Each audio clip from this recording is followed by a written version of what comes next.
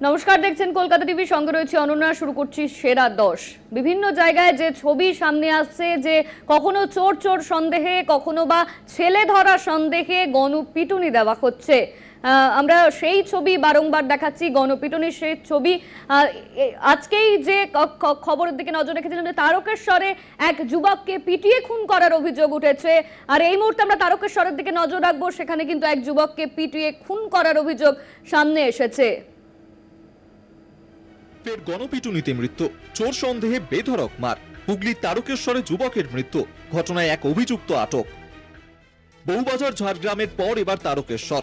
বাড়ি থেকে ডেকে নিয়ে গিয়ে গণপিটুনি যুবককে। নিহতের নাম বিশ্বজিৎ মান্না, তিনি পেশায় গাড়ি চালক। তারকেশ্বর থানার পাহাড়পুর গ্রাম পঞ্চায়েতের রানাবাঁধ এলাকার ঘটনা। পরিবারের অভিযোগ, চোর সন্দেহে রবিবার রাতে বিশ্বজিৎকে বাড়ি থেকে তুলে নিয়ে যান জনৈক বিকাশ সামন্ত ও তাঁর ছেলে দেবকান্ত সামন্ত।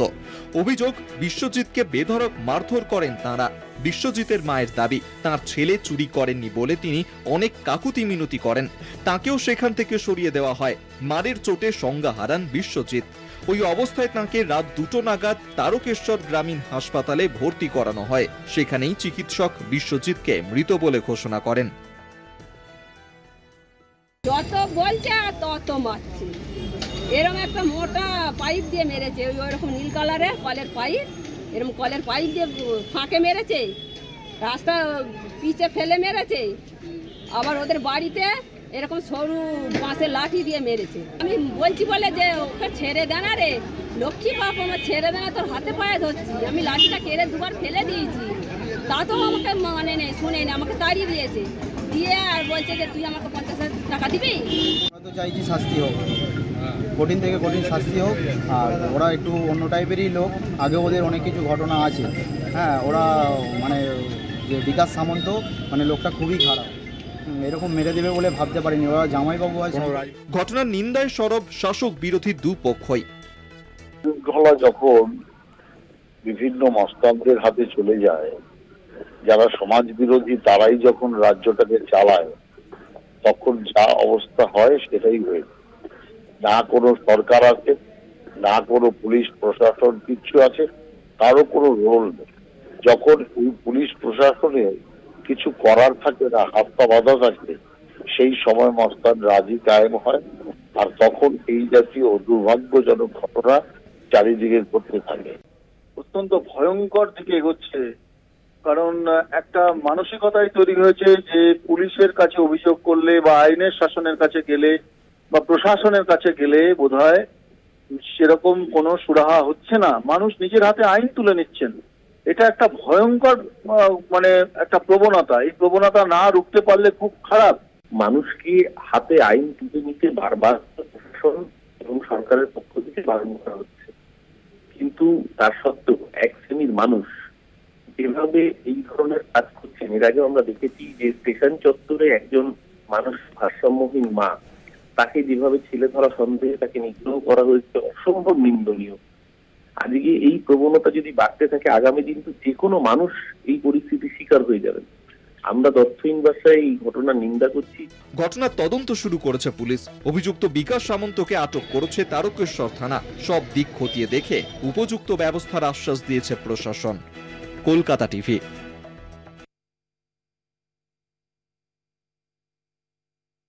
গণপিটুনির ঘটনা, চোর সন্দেহে এক যুবককে খুন করা হলো, গণপিটুনি দিয়ে তাকে মারধর করা হলো এবং 9 দিন চিকিৎসার পর সেই সৌরভ সাউ নামে ওই যুবকের মৃত্যু হলো। আর এই ঘটনায় ইতিমধ্যেই 2জনকে গ্রেপ্তার করা হয়েছে। নজর রাখবো সেদিকে। ঝাড়গ্রামে চোর সন্দেহে গণপিটুনি, 9 দিন পর মৃত্যু সৌরভ সাউয়ের। গণপিটুনি অব্যাহত। এবার ঝাড়গ্রামের জামবনিতে রাস্তা তৈরির সরঞ্জাম চুরির সন্দেহে 22 জুন 2 যুবককে গণপিটুনি দেওয়া হয়। চিকিৎসাধীন অবস্থায় রবিবার সৌরভ সাউ নামে এক যুবকের মৃত্যু হয়। মৃতের বন্ধু অক্ষয় মাহাতো ঝাড়গ্রাম মেডিকেল কলেজ হাসপাতালে চিকিৎসাধীন। ঘটনায় ঝাড়গ্রাম জেলা পুলিশ তদন্তে নেমে ডাক্তার সোরেন এবং মহেন্দ্র মিত্তিল নামে 2 ব্যক্তিকে গ্রেফতার করে। অভিযুক্তদের 7 দিনের পুলিশ হেফাজতের নির্দেশ দিয়েছে আদালত। জামবনি থানার খাটকুটরা এলাকায় রোড কনস্ট্রাকশনের সাইট ম্যানেজার ছিলেন অভিযুক্তরা। তাদের অধীনে কাজ করতেন ওই 2 যুবক। উপযুক্ত শাস্তির দাবি মৃতের মায়ের। ছেলে হসপিটালে এতদিন ভর্তি ছিল, আইসিইউতে, আইসিইউ না ওটা শিশুতে, হ্যাঁ ওইটাই আজকে মারা গেছে সকাল 6টার সময়। জ্ঞান ফিরেছিল না? জ্ঞান ফিরেনি। আপনারা কি চাইছেন? আমরা চাইছি যে সঠিক বিচার চাই, ওই যারা মারিছে তাদের শাস্তি চাই। ছেড়ে দাও কিন্তু শুনেনি, মারধর করে ভরপুর, যখন সেন্সলেস হয়ে যায় লাস্টে দেখি যখন হুঁশ আসে পুলিশের কাছে। কি করতে গিয়েছিলেন? আমরা গিয়েছিলাম ওই একটা বন্ধুর কাছে পয়সা নিতে। ওই মানে স্কুটি চোর বলে ধরেছিল, তখন ওই মাত্রে আমরাকে ফোন করি, ওই মাত্রায় আমরাকে ফোন করেছে জামমনি থানার থেকে ফোন করেছে, বলছে তোমার ছেলেরা স্কুটি চুরি করেছে। তখন আমরা বলছি স্কুটি তো আমাদের ওই জন ছেলেটা মারা গেল, ওর ওই মায়ের নামে স্কুটিটা আছে। তারপরে ওইটা যখন নাই হলো, ওর নামে যখন স্কুটিটা বেরাইলো, তখন বলছে রাস্তা হতেছিল, রাস্তার এই যে কী বলে ওই যে লড়ার গাড়িগুলা ওগুলা কি চুরি করতেছিল। অভিযুক্তদের দাবি তারা এই কাজে জড়িত নন। আমি মারিনি স্যার, আমি জানি না, আমি তারপরে খবর পেয়েছি, যাওয়ার পরে দেখি কেস হয়ে গেছে।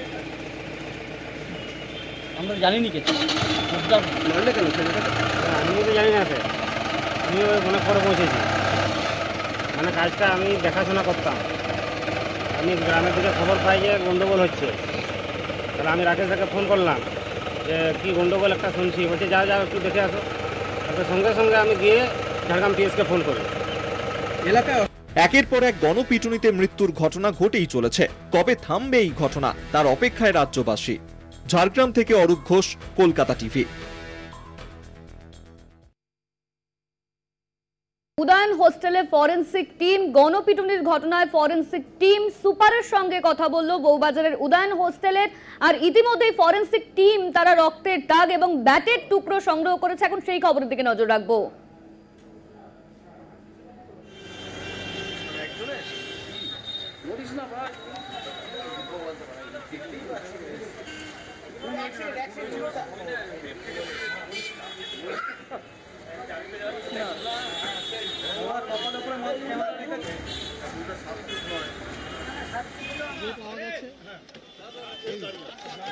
উদয়ন হোস্টেলে ফের ফরেন্সিকের প্রতিনিধিরা এবার হোস্টেলের সুপারকে সঙ্গে নিয়ে তারা পরিদর্শন করেন এবং একাধিক নমুনা সংগ্রহ করে। সঙ্গে ছিল সায়েন্টিফিক উইংস এবং হোমিসাইড শাখার আধিকারিকরা।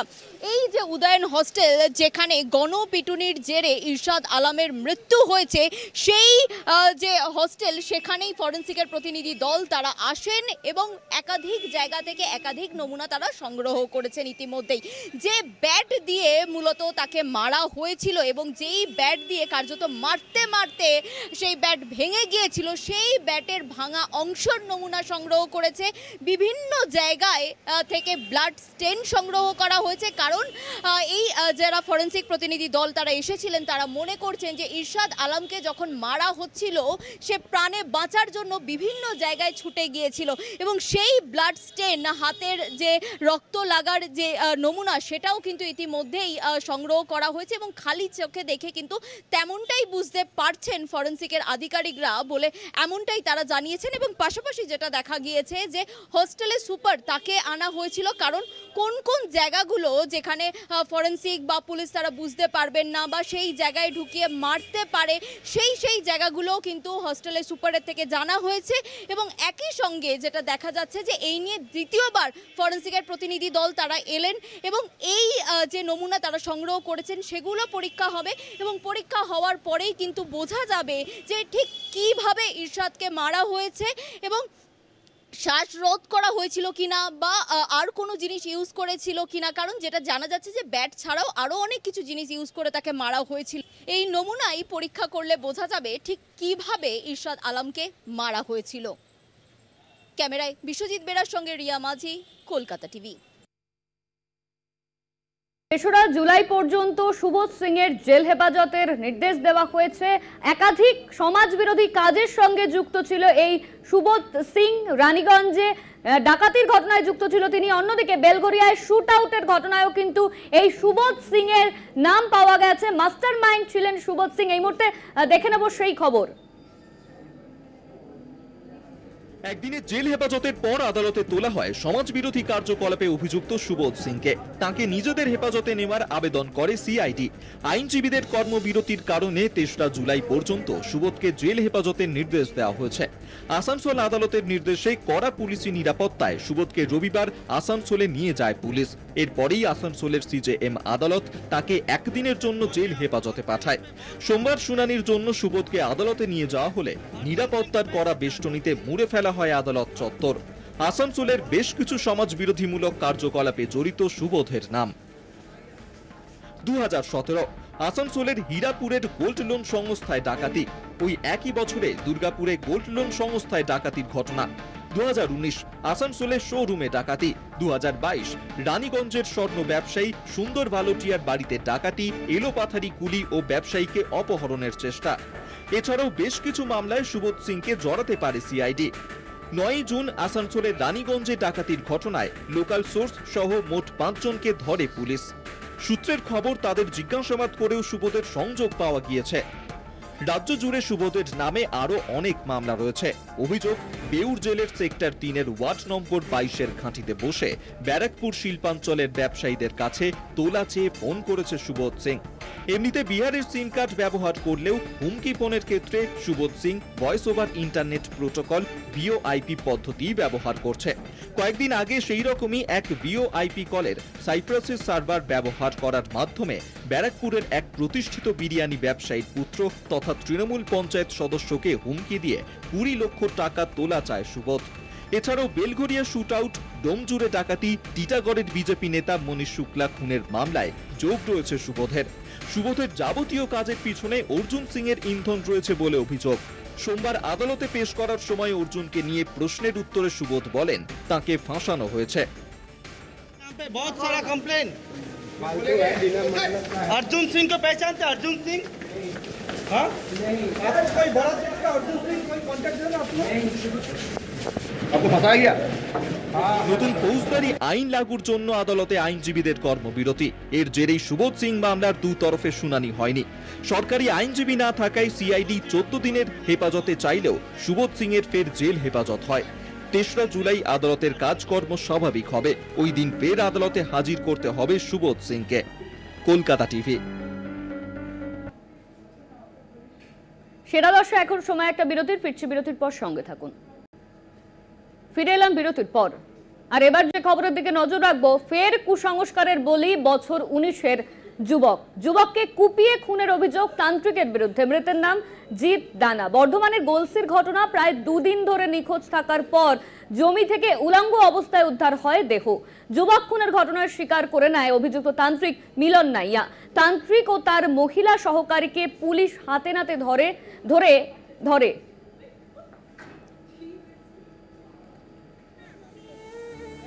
শনিবার থেকে নিখোঁজ ছিল বর্ধমানের গোলসির জিৎ দানা। পরিবারের দাবি, শনিবার স্থানীয় এক তান্ত্রিক তার এক সহকারী দিয়ে জিৎকে ফোন করে নিজের ডেরা ডাকে। রাতে বাড়ি না ফেরায় জিতের খোঁজে শুরু হয় তল্লাশি, কিন্তু তাকে পাওয়া যায়নি। পরিবারের লোকের সন্দেহ গিয়ে পড়ে তান্ত্রিকের উপর। তাকে পাকড়াও করে চলে মারধর। জিতকে খুনের কথা অস্বীকার করে নেয় তান্ত্রিক। প্রত্যক্ষদর্শীদের দাবি, ডিভিসি সেচখালের পাশে একটি ঝোপের ভিতর থেকে উলঙ্গ অবস্থায় উদ্ধার হয় জিতের দেহ। শরীরে একাধিক জায়গায় আঘাতের চিহ্ন। আমার ছেলে না জিত, বলছে জিত কই, বলছে তোমাদের ঘর কাছে। তখন বলছে না যায় নাই, ও মিথ্যা কথা বলেছে। দেখতে এসেছে ও আমাকে, আর ওই জন্য ফাঁসি হয়। আমি ওইটাই বলতে, আমি ফাঁসি হোক। মানে কে মেরেছে মনে হচ্ছে? ওই সাধু বাবা, সাধু কিন্নি, সাধু বাবা, সাধু কিন্নি। যে সকালে খোঁজ চলছে যে সাধু বাবা যে জ্যোতিষী, সে আবার সকালবেলা আমার বাড়িতে এসেছে। এসে বলছে যে জিত কোথায়, ওর দিদিমাকে বলেছে কেন, ও তো তোমার কাছেই গেছে। বলে গেছিল বাড়ি থেকে আপনার ছেলে যে ওর কাছে যাচ্ছে, সাধু বাবা। হ্যাঁ, যে ওকে ফোন করে ওকে বলেছে তুই আইবি। সাধু বাবা ফোন করেছে ছেলেটাকে? হ্যাঁ, সাধু বাবা আর ওই সাধু কিন্নি। স্থানীয়দের দাবি, তন্ত্র সাধনা সফল হয়ে বড় তান্ত্রিক হওয়ার জন্যই মিলন তান্ত্রিক জিতকে খুন করেছে। এটা মার্ডার কেস।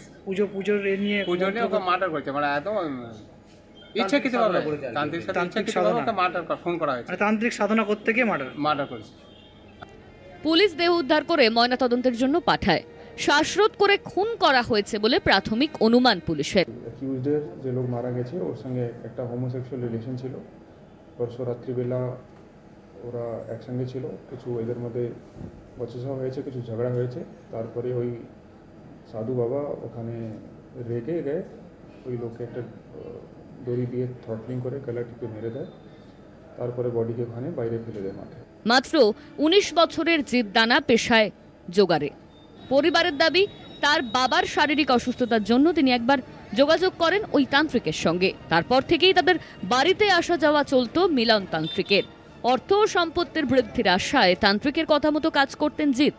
কখনো বাড়িতে বিভিন্ন গাছ লাগাতেন, কখনো বাড়ির উঠানে লাগিয়েছেন ত্রিশূল। কিন্তু সেই তান্ত্রিকই যে তাকে খুন করে দেবে তা ভাবেননি জিৎ।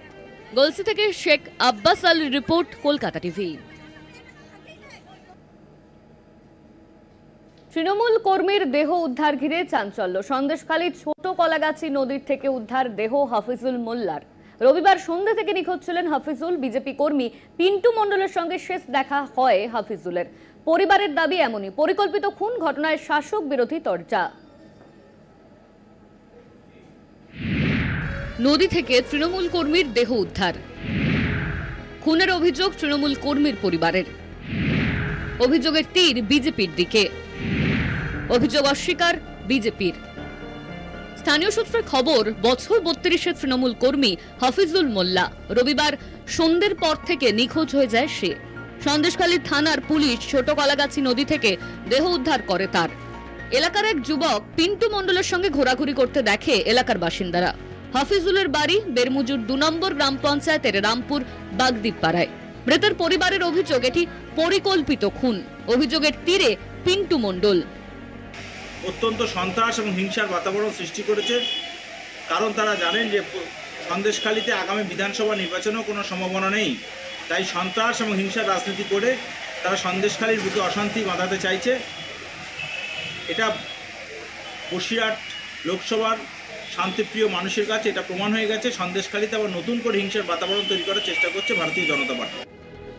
বিজেপি খুনের রাজনীতি করে না, অভিযোগ অস্বীকার বিজেপির। বিজেপির বিরুদ্ধে যদি অভিযোগ হয়, বিজেপি খুনের রাজনীতি প্রথমে করে না এবং এই অভিযোগটা ভিত্তিহীন।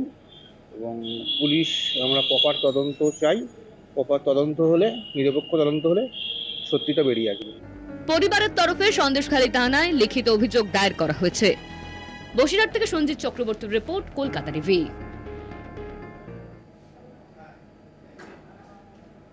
মানবিক মুখ্যমন্ত্রী সময়সীমা বেঁধে দিলেও বিভিন্ন পুরসভা এলাকায় উচ্ছেদ অভিযান অব্যাহত। উচ্ছেদ নিয়ে এর আগে রামপুরহাট বোলপুরে অশান্তি হলেও উচ্ছেদ অভিযান থামেনি বোলপুরে। বর্ধমানে পুরপ্রধানের দাবি, মাইকিং এবং নোটিশ দিয়েই অভিযান চলছে।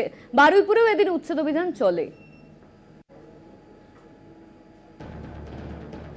সোমবার হকার উচ্ছেদ অভিযানে নামল বর্ধমান পুরসভা। হকার এবং অবৈধ দোকানদারের সংখ্যা বেড়ে যাওয়া নিয়ে উষ্মা প্রকাশ করেছিলেন স্বয়ং পুরপ্রধান পরেশ সরকার। অভিযানে ছিলেন পুরপ্রধান পরেশ সরকার, মহকুমা শাসক তীর্থঙ্কর বিশ্বাস সহ অন্যরা। বর্ধমান শহরের গুরুত্বপূর্ণ রাস্তা বিবি ঘোষ রোড, জেলখানা মোড়ে গুমটি বেআইনি নির্মাণ ভেঙে দেওয়া হয়। অভিযান চলাকালীন হকাররা বিক্ষোভ দেখালে পুলিশ হঠিয়ে দেয়। পুরপ্রধান জানান, মাইকিং এবং নোটিশ দিয়েই অভিযান শুরু হয়েছে। আমরা কী করে করবো, আমার ছেলে পুলে কী করে করে খাবো সেই চিন্তা আমাদের এখন। 4-5টা করে ফ্যামিলি, কী করবো বলুন আমরা, তো আমরা কী করে খাবো আমরা সেই চিন্তা। আমরা দিদির কাছে আবার যাবো, একবার দিদি কী বক্তব্য বলে দেখি। সমগ্র বর্ধমান মিউনিসিপ্যালিটি অভিযান হচ্ছে। আজকে আমরা শুরু করলাম জেলখানা মোড়ে। এরপর এক এক করে আমরা প্রত্যেকটা ওয়ার্ডের কাউন্সিলরদের কাছ থেকে রিপোর্ট নিচ্ছি, নিয়ে মিউনিসিপ্যালিটি সার্ভে করছে। সার্ভে শেষ হওয়ার মধ্যে আমরা প্রত্যেকটা ওয়ার্ডে যেখানে যেখানে বেআইনি কনস্ট্রাকশন আছে আমরা ভেঙে দেবো। না, নোটিশ হয়েছে। এটা যদি গভর্নমেন্টের ল্যান্ড ইলিগালি অকুপাইড, এখানে মাইকিং করা হয়েছে। গত 3 দিন ধরে মিউনিসিপ্যালিটি নিয়ে প্রতিনিয়ত ওরা মাইকিং করেছে, ফলে মাইকিং করা হয়নি, এটা সত্য নয়। মুখ্যমন্ত্রীর নির্দেশ উপেক্ষা করে সোমবারও বোলপুর পুরো এলাকায় বুলডোজার অভিযান অব্যাহত। চৌরাস্তা থেকে স্টেশন রোড, কাশিম বাজার পর্যন্ত অবৈধ নির্মাণ ভেঙে দেওয়া হয়। অপ্রীতিকর পরিবেশ এড়াতে বিশাল পুলিশ বাহিনীর উপস্থিতিতে ফুটপাথ অভিযানে বোলপুর পুরসভা। এবারে ফুটপাত দখলমুক্ত করতে বারুইপুর পুরসভার প্রশাসনিক আধিকারিকরা। বারুইপুর পুরসভা থেকে পুরাতন বাজার পর্যন্ত রাস্তার পাশের দোকান তুলে দিলেন প্রশাসনের আধিকারিকরা ও বারুইপুর পুরসভা। চন্দননগর পুলিশ কমিশনারেটের অন্তর্গত সকল পুরসভার পুরপ্রধান উপপ্রধানদের নিয়ে একটি আলোচনা সভা অনুষ্ঠিত হল হুগলি জেলা শাসক কার্যালয়। সভায় উপস্থিত ছিলেন হুগলির জেলা শাসক মুক্তাই আরিয়া, চন্দননগর পুলিশ কমিশনারেটের পুলিশ কমিশনার অমিত বিজাভালগি সহ অন্যান্য প্রশাসনিক আধিকারিকরা। সূত্র মারফত জানা গেছে, মূলত বিভিন্ন পুর এলাকায় হকার উচ্ছেদ নিয়ে মূল আলোচনা এই সভায়। পাশাপাশি বিভিন্ন পুর এলাকায় টোটো চলাচল সংক্রান্ত বিষয়েও আলোচনা করা হয় বলে জানিয়েছেন হুগলি চুঁচুড়া পুরসভার পুরপ্রধান অমিত রায়। কলকাতা টিভি।